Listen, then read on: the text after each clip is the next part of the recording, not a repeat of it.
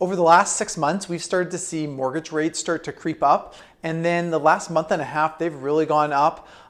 If you go back to February 2021, you were getting a mortgage around maybe 1.8%.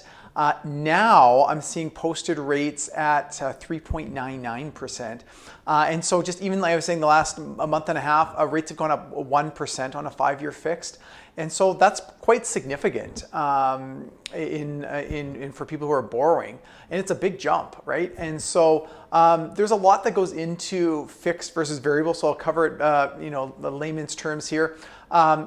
Fixed rate, that's you lock in 5 years, same rate over that 5 years. That's determined by the bond market. So what that is banks and in credit unions and everyone goes to the bond market and they kind of determine what the 5-year fixed rate is. And that the government really doesn't have a lot of control on that. And so the bond market is forcing mortgage rates up. The variable rate, that's more tied to the government of Canada. And so that's the prime rate you talk about. And so your mortgage might be plus prime, minus prime, something around that. And so when prime goes up, the rate that you're paying goes up. And so there's expected that prime's going to go up.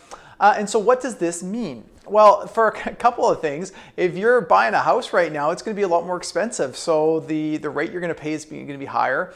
And then the qualifying rate. So there's something that, the poster rate, which you pay, but then also financial institutions have to qualify you at a higher rate for just this scenario. So if rates go up when you go to renew, you're going to be in good shape financially. So that's going to put some pressure, I think, on the housing market. This sharp of increase in a short period of time generally does slow things down.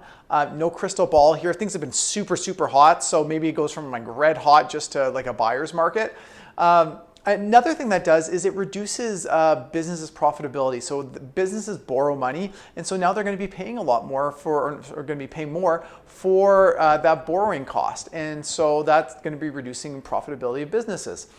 GIC rates, here's some good news, are going to go up, and they've gone up, right? And so you're going to see GIC rates probably start to creep up. They've already started going up, and so if you have money in GICs, this is a good thing for you. It also gives consumers less money to spend. And so if you're got a loan or you're buying a mortgage and it's just going to cost you more, so you're going to have less money to put into the economy. So that does sometimes cool down the economy. And overall, the economy with higher mortgage rates, higher bond rates, inflation, that does tend to cool things down in some areas. Some areas, oil and gas, financials, they do well in that area. So my take on things, if you have your mortgage coming up in the next year, it's a really good time to look at it and get a game plan, especially if you want fixed, because the fixed rates have just jumped up so dramatically. I'm not sure where they're going to go. It could be a temporary spike. Maybe it's a longer term one, but get a game plan in place then. And then if you're looking to downsize, like the market's red hot right now, and this is going to cool the market, this might be a good time to be downsizing. Or if you're selling off a property, this is a great time to be doing it.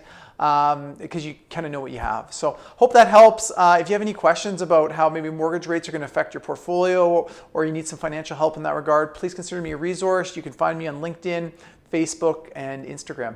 Have a great day.